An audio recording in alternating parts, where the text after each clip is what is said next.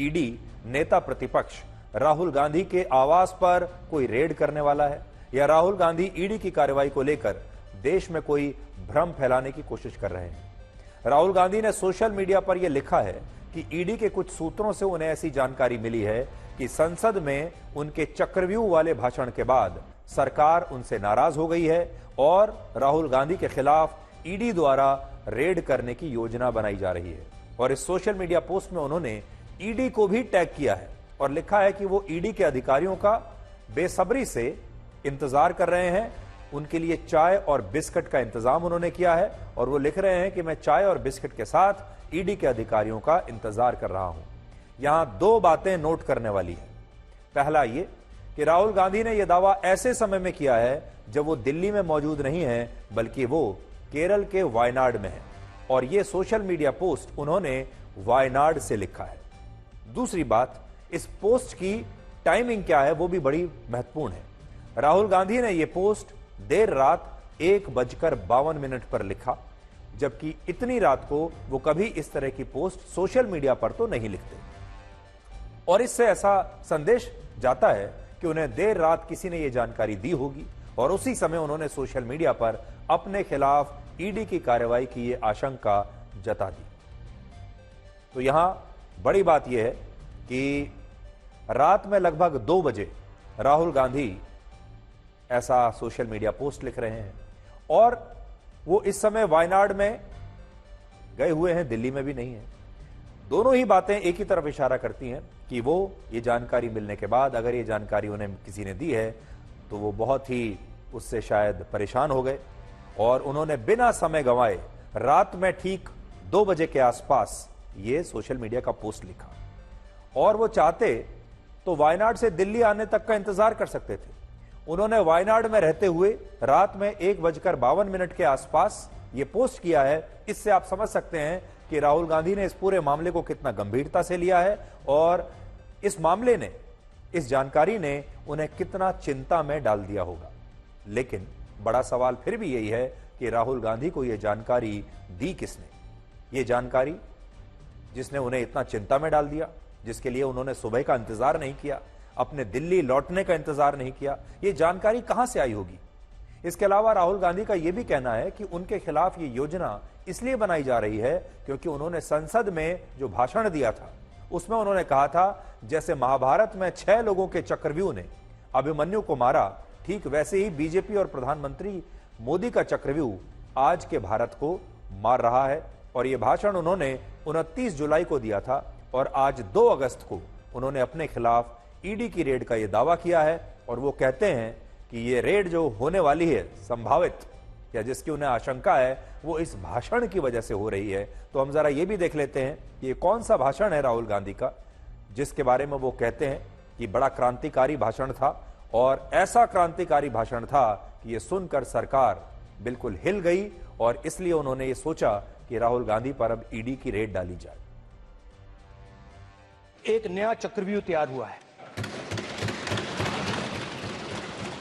Speaker sir, वो भी lotus की शेप में है सर और उसका चिन्ह प्रधानमंत्री जी अपनी छाती पर लगा के चलते हैं सर। जो अभिमन्यु के साथ किया गया था, जो अभिमन्यु को चक्रव्यूह में फंसाया गया था, वही हिंदुस्तान के साथ किया गया है। हिंदुस्तान के युवाओं के साथ, हिंदुस्तान के किसानों के साथ, हमारी माताओं बहनों के साथ, स्मॉल बिजनेसेस के साथ, मीडियम साइज बिजनेस के साथ। सर, अभिमन्यु को 6 लोगों ने मारा था। उनके नाम द्रोणाचार्य, कर्ण, कृपाचार्य, कृतवर्मा, अश्वत्थामा और शकुनी। सर, आज भी चक्रव्यूह के बीच में 6 लोग हैं सर। चक्रव्यूह के बिल्कुल सेंटर में, चक्रव्यूह में हजारों लोग होते हैं सर, मगर उसके बिल्कुल सेंटर में 6 लोग कंट्रोल करते हैं। तो जैसे उस टाइम 6 लोग कंट्रोल करते थे वैसे आज भी 6 लोग कंट्रोल कर रहे हैं चक्रव्यूह को। नरेंद्र मोदी जी, अमित शाह जी, मोहन भगवत जी, अजीत दोवल जी, अंबानी और अदानी जी कंट्रोल कर रहे हैं। तो ये वो क्रांतिकारी भाषण है जो राहुल गांधी को बड़ा महंगा पड़ने वाला है, ऐसा राहुल गांधी का कहना है। राहुल गांधी के इस दावे के बाद कांग्रेस के सांसद माणिक टैगोर ने लोकसभा में कार्य स्थगन प्रस्ताव का नोटिस दिया है और संसद में इनकम टैक्स, ईडी और सीबीआई के दुरुपयोग के खिलाफ चर्चा कराने की मांग की है और तमाम विपक्षी दलों के नेता भी यही कह रहे हैं। अगर राहुल गांधी ने इतनी रात को ईडी के बारे में यह दावा किया है तो इसमें कोई ना कोई सच्चाई जरूर होगी, जबकि बीजेपी का कहना है कि राहुल गांधी के दावों में कोई सच्चाई नहीं और वो देश में अफवाह फैलाना चाहते हैं। ये बीजेपी के डीएनए में तानाशाही है। वो बर्दाश्त नहीं कर सकते कि कोई उनके ऊपर राजनीतिक हमला करे, कोई आवाज उनके पाप के खिलाफ उठे। चुनाव में तो जो ठोकर लगी थी भाजपा को, 303 से 240 आ गए, जिसमें 40 सीट बेईमानी की निकाल दो तो 200 रह गई। भारतीय जनता पार्टी समझ ले, अब वो दिया जो बुझने वाला है वो लपक है उसकी। तो राहुल गांधी कह रहे तो सही कह रहे होंगे। विपक्ष के नेताओं को जिस तरह से पड़ताल पहले भी किया जाता रहा, इस बार भी पड़ताल। अरे कोई नहीं, जब जनता जिसके साथ होती है उसके सब फेल हो जाता मामला, कोई कुछ नहीं कर पाएगा राहुल गांधी। अब वायनाड से 2 बजे रात में वहां से अफवाह फैलाते हैं, झूठ की खेती करते हैं, झूठ का नैरेटिव करते हैं, ये डेमोरलाइज हैं, इसलिए ये झूठा अफवाह फैलाए हैं। हाउस चल रहा है, लीडर ऑफ अपोजिशन का काम है हाउस के अंदर अपनी बातों को ताकत से रखना, लेकिन झूठ की बात तो भरम ही फैलाते हैं ना। मुझको लगता है कि उनका political statement, ED disproportionate assets हो या इस तरह की मनी लॉन्ड्रिंग हो या कुछ हो तो उसके अंदर इंटरवीन करती है। मुझे नहीं लगता राहुल जी के कोई इस तरह के कनेक्शंस हैं और ये पब्लिसिटी लेने के लिए ज्यादा किया गया। पॉलिटिकल वेंडिटा तो कांग्रेस के राज में कितने हुए हैं। तो आप देखिए कि कांग्रेस पार्टी अब इस पूरे मुद्दे को एक अलग स्तर पर लेकर जाना चाहती है और इसीलिए उनके सांसद माणिकम टैगोर ने यह प्रस्ताव दिया है सदन में कि वो चाहते हैं, यानी कांग्रेस पार्टी चाहती है कि अब संसद में ईडी के दुरुपयोग पर, सीबीआई के दुरुपयोग पर, इनकम टैक्स के दुरुपयोग पर चर्चा कराई जाए। अब आप ये देखिए कि क्या राहुल गांधी सच बोल रहे हैं या फिर वो कोई राजनीति करने की कोशिश कर रहे हैं। राहुल गांधी के खिलाफ इस समय कुल मिलाकर 17 आपराधिक मामले लंबित हैं, जिनमें एक ही मामला ऐसा है जिसमें ईडी का कोई हस्तक्षेप है या जिसमें ईडी उनके खिलाफ जांच कर रहा है, और यह मामला है नेशनल हेराल्ड का मामला। इस मामले में राहुल गांधी और उनकी मां सोनिया गांधी को वर्ष 2015 में दिल्ली की एक अदालत से अंतरिम जमानत मिल चुकी है। और अगर राहुल गांधी ये दावा कर रहे हैं कि ईडी उनके खिलाफ कार्रवाई करने की कोई योजना बना रहा है, तो संभव है कि यह कार्रवाई नेशनल हेराल्ड केस को लेकर ही हो सकती है, क्योंकि यह केस अभी समाप्त नहीं हुआ है, इसकी जांच चल रही है, यह लंबित है। और इस मामले में वर्ष 2022 में राहुल गांधी और सोनिया गांधी से ईडी ने कई बार पूछताछ की थी और यह वो मामला है जिसे रद्द कराने के लिए राहुल गांधी और सोनिया गांधी ने सुप्रीम कोर्ट में भी एक याचिका दायर की थी, जिसे सुप्रीम कोर्ट ने खारिज कर दिया था। इसके अलावा इस मामले में उन पर जिस तरीके के गंभीर आरोप लगे हैं, उससे हो सकता है कि राहुल गांधी को अपने खिलाफ ईडी की रेड का यह डर सता रहा हो, क्योंकि अब चुनाव भी हो चुके हैं। इससे भी महत्वपूर्ण बात यह है कि इस मामले में दिल्ली हाई कोर्ट ने राहुल गांधी, सोनिया गांधी और उनके खिलाफ मुकदमा करने वाले बीजेपी के नेता सुब्रमण्यम स्वामी को 4 हफ्तों के अंदर अपना लिखित जवाब देने को कहा है और इस मामले में 29 अक्टूबर को अगली सुनवाई होनी है। यह सुनवाई इसलिए बड़ी महत्वपूर्ण होगी क्योंकि इसमें दिल्ली हाईकोर्ट द्वारा यह तय किया जाएगा कि सुब्रमण्यम स्वामी नेशनल हेराल्ड के मामले में राहुल गांधी और सोनिया गांधी और अन्य आरोपियों के खिलाफ अदालत में अतिरिक्त सबूत पेश कर सकते हैं या नहीं। और अगर हाईकोर्ट ने सुब्रमण्यम स्वामी को यह अनुमति दे दी तो राहुल गांधी और सोनिया गांधी के खिलाफ ईडी की जांच तेज हो जाएगी या यह मामला इससे भी और ज्यादा बड़ा हो सकता है और उनकी मुश्किलें बढ़ सकती हैं। सब कुछ इस बात पर निर्भर करता है कि कौन से नए सबूत अदालत में पेश किए जाएंगे। हालांकि एक और बड़ा महत्वपूर्ण पॉइंट है, सुब्रमण्यम स्वामी ने जब राहुल गांधी और सोनिया गांधी के खिलाफ यह मुकदमा किया था तब वो बीजेपी में थे, लेकिन उसके बाद बीजेपी में उनके अच्छे दिन शुरू हो गए और वर्ष 2016 में बीजेपी ने उन्हें राज्यसभा से सांसद भी बना दिया। यानी बीजेपी को उन्होंने ये मुकदमा करके खुश कर दिया था। लेकिन अब सुब्रमण्यम स्वामी का बीजेपी से मोहभंग हो चुका है। अब बीजेपी से उनकी बनती नहीं, प्रधानमंत्री मोदी से उनकी नहीं बनती। वो अक्सर प्रधानमंत्री मोदी के बारे में और मोदी सरकार के खिलाफ लगातार सोशल मीडिया पर कहते रहते हैं और लगातार बयानबाजी करते रहते हैं। वो मोदी के खिलाफ, अमित शाह के खिलाफ और उनकी सरकार के खिलाफ। और ऐसा माना जाता है कि आजकल वो ममता बनर्जी के काफी करीब हैं और टीएमसी कांग्रेस के इंडिया गठबंधन का हिस्सा है। यानी अब ये इक्वेशन बदल चुका है। जिस जमाने में सुब्रमण्यम स्वामी ने राहुल गांधी और सोनिया गांधी पर यह केस फाइल किया था, उस समय वो बीजेपी को बड़ा खुश करना चाहते थे और बीजेपी खुश हो भी गई थी और इसीलिए उन्हें राज्यसभा की सीट दे दी गई, इनाम मिला उन्हें। लेकिन अब वो स्थिति बदल चुकी है, इसलिए अब हम कह नहीं सकते कि अगली सुनवाई के दौरान सुब्रमण्यम स्वामी वाकई में कोई नया सबूत पेश करना चाहेंगे भी या नहीं। और आजकल वो क्योंकि ममता बनर्जी के करीबी हैं और ममता बनर्जी अब इंडिया गठबंधन का हिस्सा है, तो ये एक महत्वपूर्ण पॉइंट रहेगा कि सुब्रमण्यम स्वामी अब भी क्या इस केस को उसी शिद्दत के साथ आगे बढ़ाना चाहेंगे जो वो पहले चाहते थे। अब आप ये देखिए कि ये नेशनल हेराल्ड का पूरा मामला क्या है और इस तरह के मामलों में छापेमारी और गिरफ्तारी की कितनी संभावना होती है। नेशनल हेराल्ड एक अखबार था जिसे 1938 में राहुल गांधी के परनाना पंडित जवाहरलाल नेहरू ने शुरू किया था। शुरुआत में इस अखबार को एसोसिएटेड जर्नल्स लिमिटेड यानी एजेएल नाम की एक कंपनी चलाती थी, जिसमें कांग्रेस और गांधी परिवार का प्रभाव था। लेकिन वर्ष 2008 में बढ़ते घाटे की वजह से नेशनल हेराल्ड अखबार को बंद कर दिया गया और जब इस अखबार को बंद किया गया तब इसे चलाने वाली एजेएल कंपनी के पास करीब 2000 करोड़ रुपए की संपत्तियां थी पूरे देश में। आरोप है कि उस समय कांग्रेस ने इस कंपनी को पार्टी फंड से बिना ब्याज के 90 करोड़ रुपए का लोन दिया और फिर सोनिया गांधी और राहुल गांधी ने यंग इंडियन लिमिटेड नाम से एक नई कंपनी बनाई और इसके बाद इस कंपनी को एजेएल को दिए गए लोन के बदले में कंपनी की 99% हिस्सेदारी मिल गई और इस तरह 90 करोड़ रुपए के लोन से एजेएल की 2000 करोड़ रुपए की संपत्तियां यंग इंडियन नामक कंपनी की हो गई। यानी एक तरीके से सोनिया गांधी और राहुल गांधी की हो गई, क्योंकि ये वही कंपनी है जिसमें सोनिया और राहुल गांधी की 38% की हिस्सेदारी है, जबकि बाकी के 24% शेयर कांग्रेस के अन्य नेताओं के पास हैं। और क्योंकि इस मामले में ईडी राहुल गांधी से वर्ष 2022 में 5 बार और सोनिया गांधी से 3 बार पूछताछ कर चुका है, इसलिए यह मामला ऐसा है कि इसमें आज नहीं तो कल जांच के मुताबिक कार्रवाई होनी तय है। लेकिन यह कार्रवाई कोई रेड होगी, यह कोई पुख्ता तौर पर कह नहीं सकता कि यह कार्रवाई किस रूप में होगी। एक बड़ा सवाल यह भी है कि जब ईडी ने इस मामले में 2 साल पहले सोनिया और राहुल गांधी से पूछताछ कर ली है, तो अब 2 साल के बाद ईडी राहुल गांधी पर रेड क्यों करेगा?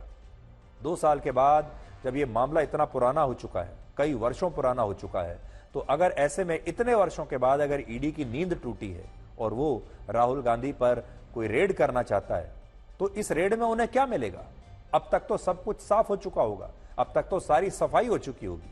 इसलिए अगर ईडी ऐसा कोई कदम उठाता भी है इस मामले में, अगर कोई नया मामला है तो हम कह नहीं सकते, लेकिन इस मामले में अगर कोई कदम उठाता है तो यह बेकार का कदम होगा, क्योंकि इतने वर्षों के बाद कोई भी आरोपी सारे सबूत लेकर अपने घर में बैठा नहीं होगा। वर्ष 2019 में केंद्र सरकार ने ईडी को और भी ज्यादा ताकतवर बनाया था और उसे 5 बड़े अधिकार दे दिए थे, जिनमें ईडी अब अपनी तरफ से भी एफआईआर दर्ज कर सकता है। ईडी के अफसर किसी भी व्यक्ति को बिना वारंट के गिरफ्तार कर सकते हैं। ईडी को रेड करने की पूरी आजादी है और उसे इसके लिए किसी से कोई अनुमति लेने की आवश्यकता नहीं है।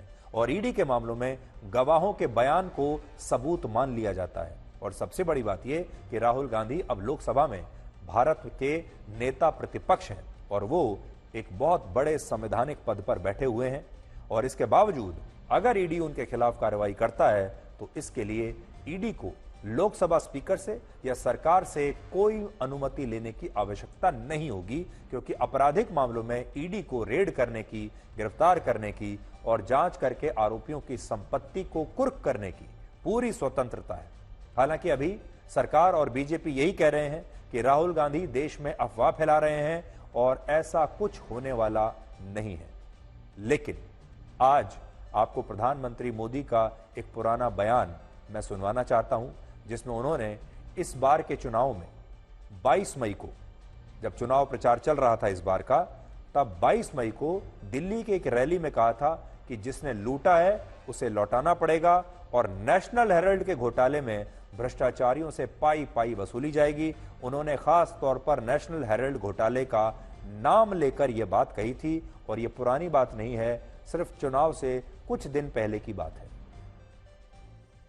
शराब घोटाले की कमाई हो या फिर नेशनल हेराल्ड घोटाला हो, भ्रष्टाचारियों से पाई पाई वसूली जाएगी।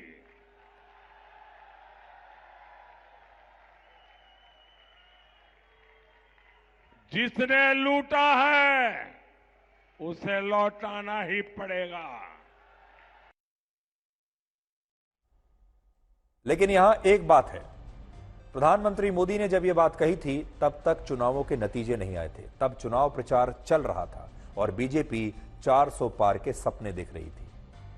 दूसरी बात यह है कि आज के राहुल गांधी पुराने राहुल गांधी नहीं है, अब राहुल गांधी बदल चुके हैं और चुनाव के बाद तो खासतौर पर पूरे देश ने राहुल गांधी में काफी नए बदलाव देखे हैं। सबसे बड़ा बदलाव यह है कि उनके अंदर एक नए प्रकार का आत्मविश्वास दिखाई देता है और यह आत्मविश्वास उनकी पार्टी में भी दिखाई देता है। इसलिए चुनाव से कुछ महीने पहले या और कुछ वर्ष पहले यह कार्रवाई हुई होती तो शायद राहुल गांधी इतना मुकाबला न कर पाते। लेकिन आज की जो स्थिति है, इन 99 सीटों के साथ और जो कुछ चुनाव के नतीजे आए हैं, राहुल गांधी पूरी कोशिश करेंगे कि अगर ये रेड होती है तो वो इसका पूरा राजनीतिक इस्तेमाल करेंगे, इसे बहुत बड़ा राजनीतिक मुद्दा बनाएंगे और फिर जमकर एक विक्टिम कार्ड खेलने की पूरी कोशिश करेंगे। राहुल गांधी के अंदर इतना कॉन्फिडेंस कहां से आ रहा है? ऐसा कौन सा फॉर्मूला उन्होंने इजाद कर लिया है जिसकी वजह से वो इतने आत्मविश्वास से भरे हुए नजर आते हैं? इसलिए अब राहुल गांधी के इस नए फॉर्मूले के बारे में आपको बताते हैं जो आजकल भारत की राजनीति में बड़ा सुपर हिट है और इस फॉर्मूले का नाम है जितनी आबादी उतना हक। इसके तहत राहुल गांधी लगातार जातिगत जनगणना की मांग कर रहे हैं और इस फॉर्मूले से शायद चुनाव तो जीते जा सकते हैं, ध्रुवीकरण किया जा सकता है देश का, समाज का, वोटर्स का। लेकिन हमारे देश में लगभग 28,500 जातियां हैं और अगर जातिगत जनगणना होती है, सबका पता लगाया जाता है कि कौन किस जाति का है, तो क्या हमारा समाज 28,500 टुकड़ों में बंट जाएगा? और यहां हम समाज की नहीं, सिर्फ हिंदू समाज की बात कर रहे हैं। हिंदू समाज क्या इतने टुकड़ों में बटेगा? इसलिए आज हम राहुल गांधी के इस फॉर्मूले को आपके लिए डिकोड करने की कोशिश करेंगे और इसका एक ब्लैक एंड व्हाइट विश्लेषण आपको दिखाएंगे। सबसे पहले आपको यह समझना होगा कि राहुल गांधी इस जातिगत जनगणना से चाहते क्या हैं और उनका असली मकसद क्या है, और इस बात को आप इन 7 पॉइंट्स में समझ सकते हैं। पहली बड़ी बात यह कि क्या राहुल गांधी देश में आरक्षण के दायरे को अब 80% तक बढ़ाना चाहते हैं? और यह 80% क्यों? क्योंकि हमारे देश में जो 80% हिंदू हैं उनमें पिछड़े वर्ग की आबादी 55% है, दलितों की आबादी 16% है, आदिवासी समुदाय की आबादी लगभग 9% है और अगर अब इन सारी जातियों को मिला दें तो ये लगभग 80% के आसपास हो जाते हैं, सारे अगर आप मिला देंगे तो। और जब राहुल गांधी ये कहते हैं कि वो लोगों को आबादी के हिसाब से उनका हक देना चाहते हैं तो इससे यही सवाल खड़ा होता है कि क्या वो इन पिछड़ी जातियों के लोगों को 80% आरक्षण देकर बाकी के 15% सवर्ण और अन्य वर्गों को आरक्षण से बाहर रखेंगे? और क्या इस देश में आरक्षण अब 80% तक पहुंच जाएगा? इसीलिए इसको 80-20 फॉर्मूला कहते हैं और इसमें सीधी सी बात यह है, कैलकुलेशन जो आपकी स्क्रीन पर है, हमारे देश में अगर आप SC, ST, OBC सबको मिला लेंगे तो 80% हिंदू समाज इसमें कवर होता है और बाकी के जो सवर्ण है वो 15%, अन्य 5%। तो अगर जिसकी जितनी संख्या है उसे उतना आरक्षण मिलेगा तो उसका मतलब यह है कि 80% लोगों की जितनी संख्या है उन्हें 80% आरक्षण मिलेगा। दूसरा, इस मंशा से ऐसा भी लगता है कि आरक्षण की यह व्यवस्था भविष्य में प्राइवेट सेक्टर के लिए भी लागू हो सकती है।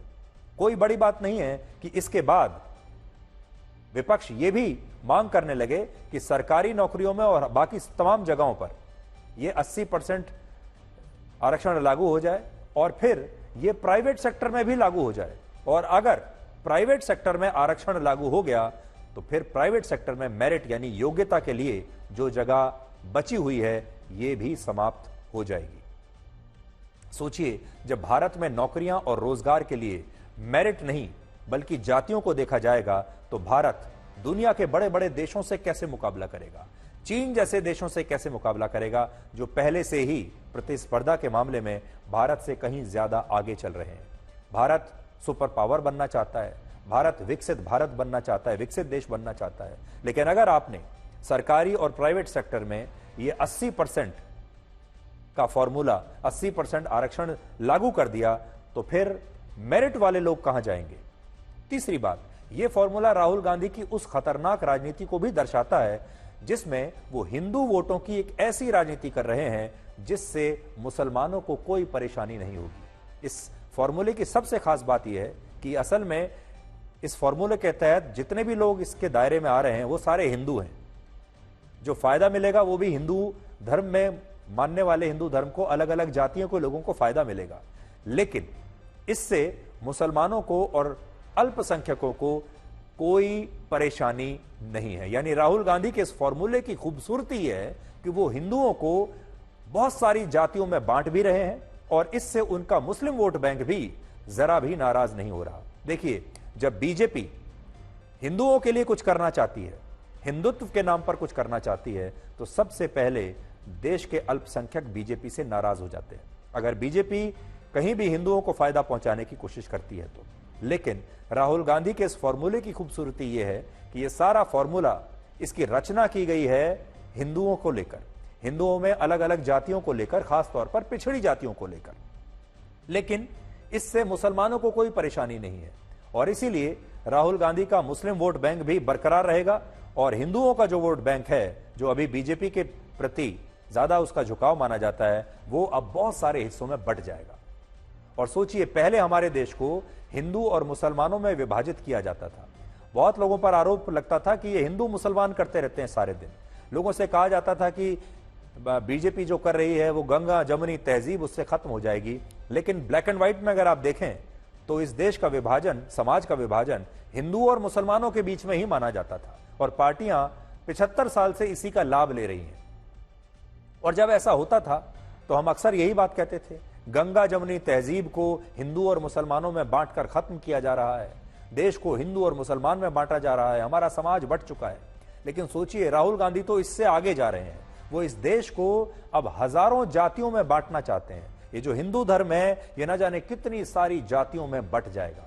लेकिन इसकी गंभीरता पर आज कोई बात नहीं कर रहा। इसकी गंभीरता को लोग समझ नहीं रहे हैं कि हमारा समाज कितनी छोटे छोटे हिस्सों में इसके बाद बंटने वाला है। चौथा, हालांकि देश को जातियों में बांटने की रणनीति कांग्रेस ने पहली बार नहीं अपनाई है। मंडल आयोग के आने से पहले कांग्रेस ऐसा करती रही है, लेकिन बाद में मंडल आयोग के आने से देश में पिछड़े वर्ग की कई पार्टियां आ गई। खासतौर पर जो ओबीसी वर्गों को लेकर पार्टियां आई, उनका उदय हुआ। और आप देखिएगा उसके बाद समाजवादी पार्टी आई, जेडीयू आई, लालू यादव की आरजेडी आई। ये सारी वो पार्टियां हैं जो ओबीसी वर्ग की पार्टियां थी। और सब जानते हैं कि वर्ष 1990 में राजपूत घराने से आने वाले पूर्व प्रधानमंत्री वीपी सिंह ने वोटों के लिए, ध्रुवीकरण के लिए मंडल आयोग की सिफारिशों को लागू करके ओबीसी समुदाय को आरक्षण दिया था। और अब वही चीज आज राहुल गांधी एक नए रूप में लाना चाहते हैं। फर्क बस इतना है कि राहुल गांधी ओबीसी समुदाय को, दलितों और आदिवासी समुदाय की जातियों को उनकी आबादी के हिसाब से अब 80% तक आरक्षण देना चाहते हैं, क्योंकि वो तो खुद ही कह रहे हैं कि जिसकी जितनी संख्या है उसको आरक्षण भी उतना ही मिलना चाहिए। पांचवा पॉइंट, राहुल गांधी के इस फॉर्मूले से बीजेपी भी हिंदुत्व की राजनीति को अब और ज्यादा आक्रामक ढंग से करने के लिए मजबूर हो जाएगी। क्योंकि जब राहुल गांधी हिंदुओं को जातियों में तोड़ेंगे तब बीजेपी उसी हिंदू वोटर को एकजुट कैसे रखेगी।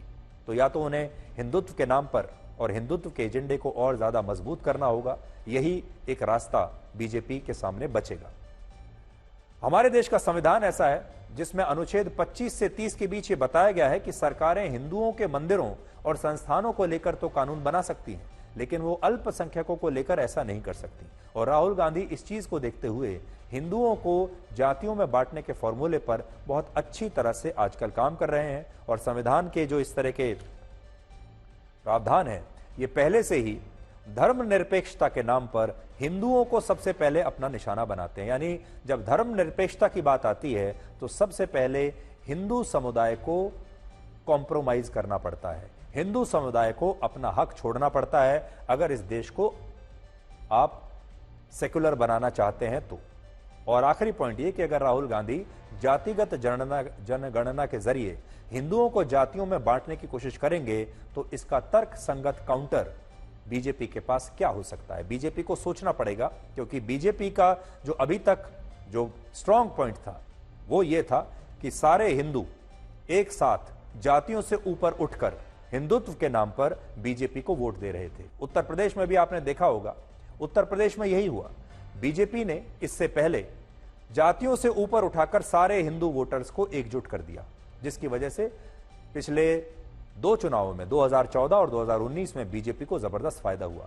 लेकिन इस बार अखिलेश यादव ने और राहुल गांधी ने उसी हिंदू समाज को अलग अलग छोटी छोटी जातियों में वापस बांट दिया, और जिसकी वजह से बीजेपी को इतना नुकसान हुआ। और अब राहुल गांधी इस फॉर्मूले को अखिल भारतीय स्तर पर लागू करना चाहते हैं, इसलिए उनका हर भाषण जाति के साथ शुरू होता है। इसलिए वो हर भाषण में कहते हैं कि जातिगत जनगणना होनी चाहिए, पूरे देश को पता चलना चाहिए कि हमारे देश में किस जाति के कितने लोग हैं, और फिर उन्हें उसी हिसाब से आरक्षण मिलना चाहिए। राहुल गांधी असल में बीजेपी के दो सबसे मजबूत पॉइंट्स पर हमला कर रहे हैं, जिनमें एक है स्वयं प्रधानमंत्री मोदी और दूसरा है बीजेपी का हिंदुत्व का मुद्दा। देखिए, अगर आप बीजेपी को आज देखेंगे तो उसके पास दो सबसे बड़े पॉइंट्स हैं। उसकी मजबूती क्या है? एक नरेंद्र मोदी का चेहरा और दूसरा हिंदुत्व का एजेंडा।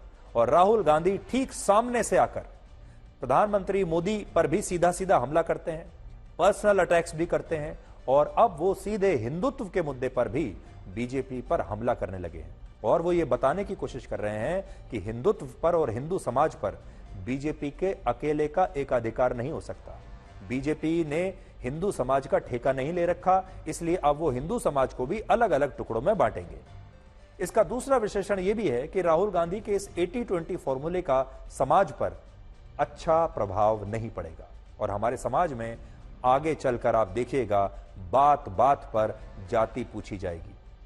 कुछ वर्षों तक हम इस युग से बाहर निकलने की कोशिश कर रहे थे कि किसी की जाति ना पूछी जाए, लेकिन जब जातिगत जनगणना होगी, नौकरियां जातियों के आधार पर मिलेंगी, सरकारी और प्राइवेट भी नौकरी जो होगी वो जाति के आधार पर मिलेगी, और बाकी का जो पूरा हमारा राजनीति है और समाज है वो सिर्फ जातियों पर बट जाएगा, तो हर जगह सबसे पहले जाति पूछी जाएगी। और वो दौर वापस आ जाएगा जब हमारे देश में लोगों से सबसे पहले ये पूछा जाता था कि कौन जात हो।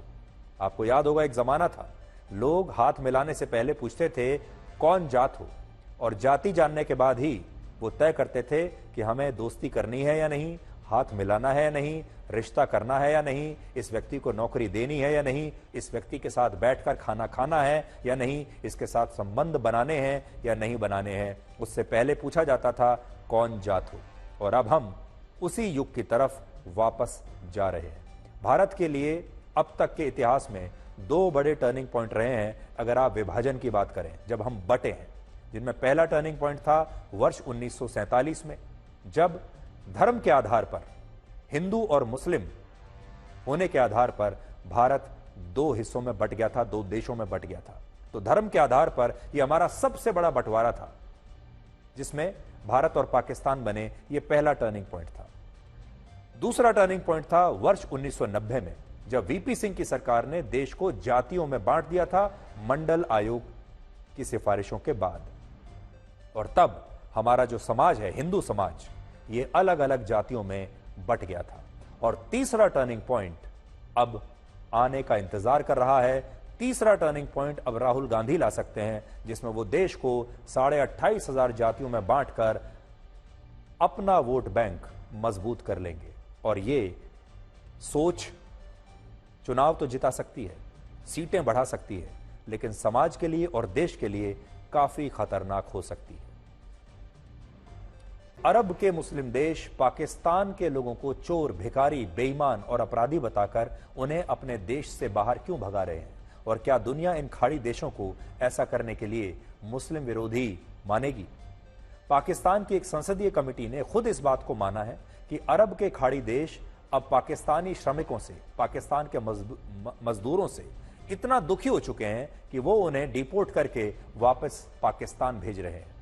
इनमें सऊदी अरब, यूएई, कतर और कुवैत जैसे देश जो मुस्लिम देश हैं, उनका कहना है कि पाकिस्तान के लोग उनके देश में आकर सबसे ज्यादा अपराध करते हैं, चोरी करते हैं, जेब काटते हैं, भीख मांगते हैं, जिसके कारण अब वो पाकिस्तान के लोगों को अपने देश में और बर्दाश्त नहीं करना चाहते।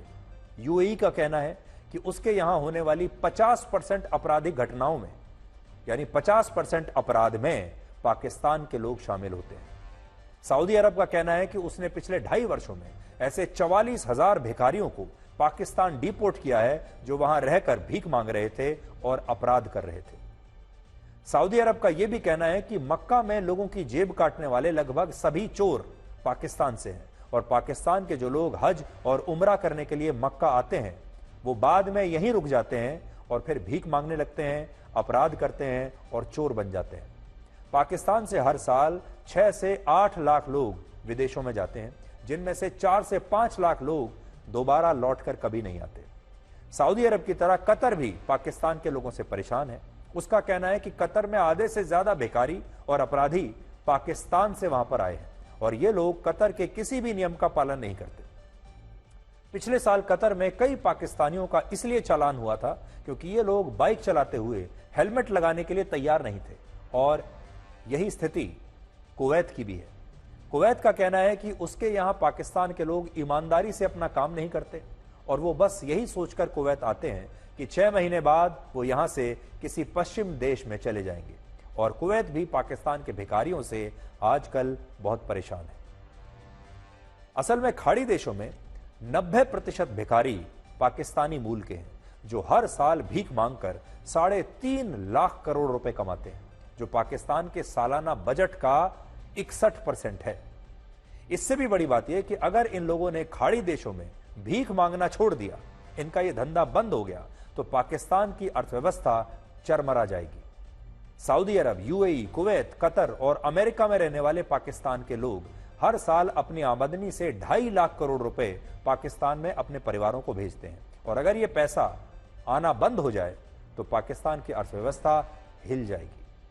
सऊदी अरब में पाकिस्तान के 6% लोग हैं, यूएई में 17%, कतर में लगभग 7% है और इनमें भी ज्यादातर लोग इसलिए भीख मांगकर या चोरी करके गुजारा करते हैं क्योंकि ये लोग परिश्रम नहीं करना चाहते और दूसरा, इन लोगों के पास कोई योग्यता नहीं है, इन लोगों के पास कोई हुनर नहीं है जो किसी भी नौकरी में इस्तेमाल किया जा सके, इनके पास कोई काबिलियत नहीं है। खाड़ी देशों में काम करने वाले 60% पाकिस्तानी नौकरी या किसी भी प्रकार के रोजगार के लिए योग्य और काबिल नहीं है और यही कारण है कि जब ये लोग मक्का में उम्रा करने के बहाने सऊदी अरब पहुंचते हैं तो ये वहां से कभी वापस नहीं लौटते और वहीं रहकर या तो भिखारी बन जाते हैं या फिर चोरी करने लगते हैं। और ये बात हम नहीं कह रहे, बल्कि ये बात इन्हीं मुस्लिम देशों ने खुद पाकिस्तान को बताई है और यहां बात सिर्फ पाकिस्तान के आम लोगों की नहीं है। अप्रैल 2021 में पाकिस्तानी एम्बेसी के 2 डिप्लोमेट्स दक्षिण कोरिया के एक स्टोर से चॉकलेट्स और हैट चुराते हुए पकड़े गए थे, जिनमें चॉकलेट्स की कीमत सिर्फ 150 रुपए थी और उस हैट की कीमत 800 रुपए थी। सोचिए, जहां के डिप्लोमेट्स ये काम कर रहे हैं। इसी साल मार्च 2024 में जब इटली में ओलंपिक खेलों के लिए क्वालिफाइंग मैच चल रहे थे, तब इसमें पाकिस्तान के एक बॉक्सर ने अपने ही एक साथी खिलाड़ी के बैग से उसके पैसे चुरा लिए और इससे आप समझ सकते हैं कि पाकिस्तान के लोगों में बेईमानी किस हद तक भरी हुई है। क्या हमास का चीफ इस्माइल हनिये ईरान की गद्दारी के कारण मारा गया है और उसकी मौत के पीछे असली कारण क्या था। एक नई रिपोर्ट में खुलासा हुआ है कि इस आतंकवादी की मौत मिसाइल के हमले में नहीं बल्कि एक बम धमाके में हुई, और यह बम पिछले 2 महीने से ईरान के उसी सरकारी गेस्ट हाउस में छिपाकर रखा गया था। यह गेस्ट हाउस ईरान की संसद से करीब 20 किलोमीटर दूर उत्तरी तेहरान में है, और इस्माइल हनिये जब भी तेहरान आता था वो इसी गेस्ट हाउस में सबसे अंदर वाले कमरे में ठहरता था। लेकिन 31 जुलाई को सुबह 2 बजे के आसपास, या कह लीजिए रात 2 बजे के आसपास, इस कमरे में रखे गए बम में तेज धमाका हुआ, विस्फोट हुआ, और इस विस्फोट में हमास के चीफ और उसके बॉडीगार्ड की मौत हो गई। इसी गेस्ट हाउस में इस्माइल हनिये के साथ वाले कमरे में फिलिस्तीन इस्लामिक जिहाद का सुप्रीम लीडर भी मौजूद था, लेकिन इस धमाके में उसे कोई नुकसान नहीं हुआ। और इससे यह पता चलता है कि यह बम धमाका सिर्फ हमास के चीफ को मारने के लिए ही किया गया था, यह बम उसी के लिए प्लांट किया गया था। और इस हमले की साजिश में ईरान के सैन्य अधिकारी भी शामिल हो सकते हैं। जिस गेस्ट हाउस में यह धमाका हुआ वो छावनी जैसे एक मिलिट्री एरिया में है, जहां हर वक्त ईरान रेवोल्यूशनरी गार्ड्स के कम से कम 200 जवान तैनात रहते हैं। और इसलिए बड़ा सवाल यह है कि इतनी बड़ी सुरक्षा के बीच इजराइल ने यह बम इस आतंकवादी के कमरे में आखिर प्लांट कैसे किया। दूसरी बात यह बात भी है कि सिर्फ ईरान की सेना और सरकार को ही पता था कि इस्माइल हनिये इस गेस्ट हाउस के किस कमरे में ठहरता था, लेकिन यह जानकारी भी इजराइल की खुफिया एजेंसी मोसाद तक पहुंच गई, और आरोप है कि मोसाद ने करीब 2 महीने पहले ही इस आतंकवादी के कमरे में एक बॉम्ब फिट कर दिया था, जो रिमोट कंट्रोल्ड बॉम्ब था। और इजराइल ये इंतजार कर रहा था कि ये कभी ना कभी ईरान जाएगा और उसी गेस्ट हाउस के उसी कमरे में ठहरेगा, और जिस दिन भी ये उस कमरे में गया उसी दिन वो बॉम्ब ब्लास्ट कर देंगे। 31 जुलाई को सुबह 2 बजे जब इस्माइल हनिये गहरी नींद में था, तब रिमोट से बॉम्ब ब्लास्ट करके इजराइल ने उसे मार डाला। और जिस तरह यह आतंकवादी मारा गया है उससे यह लगता है कि ईरान के कुछ सैन्य अफसरों या कुछ दूसरे लोगों ने शायद गद्दारी की है। इसके अलावा इस घटना के पीछे ईरान का अंदरूनी राजनीतिक संघर्ष भी हो सकता है। इस्माइल हनिये की करीबी ईरान के पूर्व राष्ट्रपति इब्राहिम रईसी से बहुत ज्यादा थी, जो मई के महीने में एक संदिग्ध हेलीकॉप्टर क्रैश में मारे गए थे। और तभी से ईरान की सरकार और हमास के बीच बहुत कुछ चल रहा था। और इस हमले के से कुछ घंटे पहले इस्माइल हनिये ने ईरान के नए राष्ट्रपति से काफी लंबी मुलाकात की थी, लेकिन इसके बाद यह आतंकवादी मारा गया, जिससे ईरान को लेकर सवाल उठ रहे हैं। और कहा जा रहा है कि ईरान ने ही हमास की लीडरशिप को बदलने के लिए इस्माइल हनिये को मरवा दिया। और यह बात इसलिए भी हम कह रहे हैं क्योंकि जिस सरकारी गेस्ट हाउस में बम ब्लास्ट हुआ उसकी अब तक एक भी तस्वीर ईरान ने जारी नहीं की है, और अभी पूरी तरह से यह भी स्पष्ट नहीं है कि इस्माइल हनिये आखिर इतनी कड़ी सुरक्षा में कैसे मारा गया। इस्माइल हनिये के बाद खालिद मिशाल हमास को नया चीफ बना सकता है, यानी ये हमास का नया चीफ होगा। और ये वही आतंकवादी है जिसे मोसाद के एजेंट्स ने एक बार जहर दे दिया था।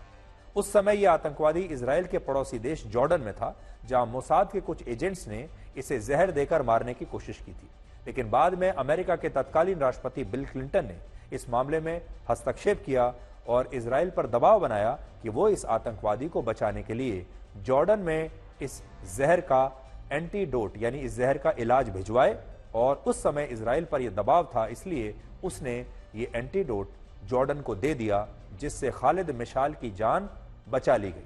और अब 27 वर्षों के बाद यही खालिद मिशाल हमास का नया चीफ बन सकता है।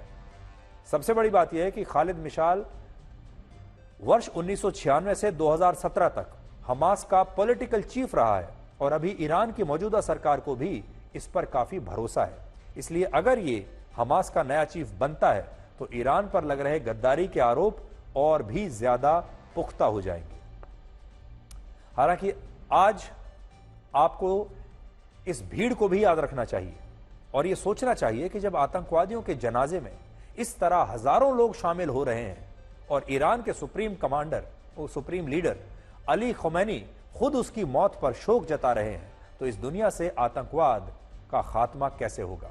ये भीड़ देखकर क्या आप कभी कह सकते हैं कि आतंकवाद का खात्मा कभी भी इस दुनिया से हो सकता है?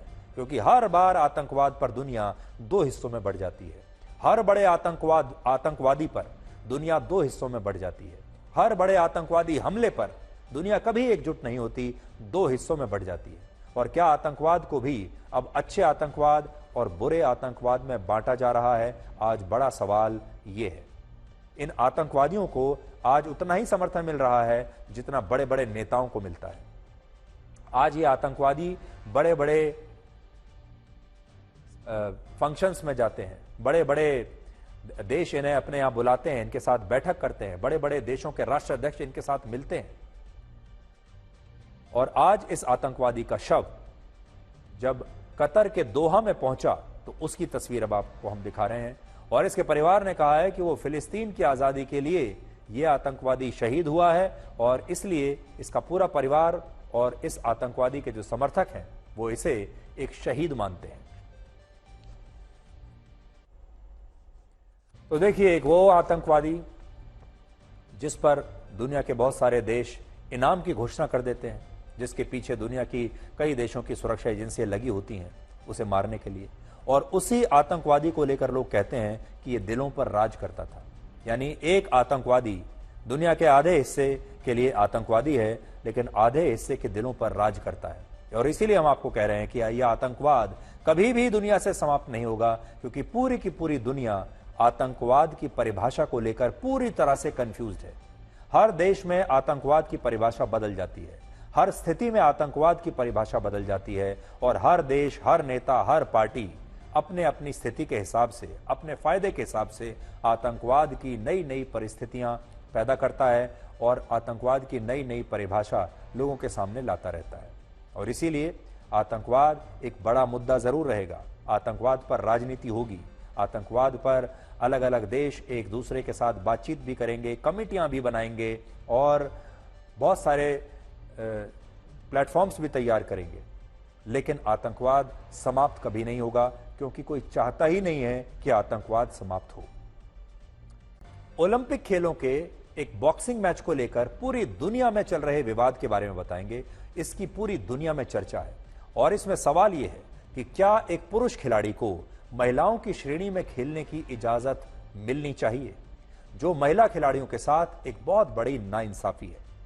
और इस बात को आप इन तस्वीरों से समझिए, जिसमें इटली की एक महिला बॉक्सर ने सिर्फ 46 सेकंड में ही अपनी फाइट को छोड़ दिया और वो रोते रोते रिंग से बाहर आ गई। ये कह रही थी कि उनके खिलाफ एक महिला बॉक्सर नहीं, बल्कि उसके खिलाफ एक पुरुष बॉक्सर को रिंग में उतार दिया गया और वो इस पुरुष बॉक्सर से कैसे लड़ पाएगी। तो नीले रंग की यूनिफॉर्म में इटली की इस बॉक्सर का नाम है एंजेला कैरिनी और इसका मुकाबला अल्जीरिया की बॉक्सर ईमान खलीफ से था। लेकिन सिर्फ 46 सेकंड में ही इटली की इस बॉक्सर ने इस मुकाबले को छोड़ दिया और छोड़ते हुए उसने कहा कि इतनी जोर का पंच उसने कभी नहीं झेला है। और उसका आरोप यह है कि उसका मुकाबला एक पुरुष खिलाड़ी के साथ करवा दिया गया। आरोप है कि अल्जीरिया की बॉक्सर ईमान खलीफ महिला ना होकर एक बायोलॉजिकल मेल है, यानी वो एक पुरुष है और उनमें पुरुषों वाली लैंगिक विशेषताएं हैं और पुरुषों वाला ही बल यानी मजबूती है। बायोलॉजिकल मेल उसे कहा जाता है जिसमें XY क्रोमोसोम्स का मेल हार्मोन होता है और जिनकी कद काठी और ताकत पुरुषों जैसी ही होती है। और इसीलिए आज पूरी दुनिया में इस बात को लेकर बहस चल रही है कि क्या ओलंपिक कमेटी ने एक महिला बॉक्सर का मुकाबला एक ऐसे बॉक्सर से करवा दिया जो बायोलॉजिकल मेल हो सकता है, यानी जो एक पुरुष है। बहुत सारे लोगों ने जब इन दोनों को देखा भी तो देखने में भी ऐसा लगता है कि अल्जीरिया के ये जो बॉक्सर है ये असल में पुरुषों जैसी ही इसकी कद काठी है और वैसी ही शक्तिशाली ये दिखती है। अब ऐसा नहीं है कि ईमान खलीफ पहली बार किसी इंटरनेशनल टूर्नामेंट में हिस्सा ले रही है। तो पहले तो आप ये समझ लीजिए कि तथ्य क्या है, फैक्ट क्या है। क्या ये पहली बार किसी टूर्नामेंट में उतरी है? क्या दुनिया ने इसे पहली बार देखा है? जवाब है नहीं। ये खिलाड़ी पिछले 6 साल से बॉक्सिंग की अलग अलग चैंपियनशिप्स में खेल चुकी है। 25 साल की ईमान खलीफ ने 4 वर्ष पहले टोक्यो ओलंपिक्स में भी हिस्सा लिया था और वो अलग अलग टूर्नामेंट्स में 3 गोल्ड मेडल और 1 सिल्वर मेडल भी जीत चुकी है, जबकि अपने करियर की 51 फाइट्स में से वो सिर्फ 9 में हारी है। बड़ी बात यह है वो उसकी भी हार हुई है, लेकिन 51 में से सिर्फ 9 फाइट्स में वो हारी है, बाकी सब उसने जीती हैं। इसलिए बड़ी बात जो आ रही है वो ये कि जब इससे पहले ये हर जगह मैच खेलती आ रही है, ओलंपिक्स में भी हिस्सा लेती आ रही है, तब इस पर कोई विवाद क्यों नहीं हुआ? ईमान खलीफ को लेकर पहली बार विवाद हुआ था वर्ष 2023 में, यानी पिछले साल, और वो भी कहां? हमारे देश की राजधानी दिल्ली में।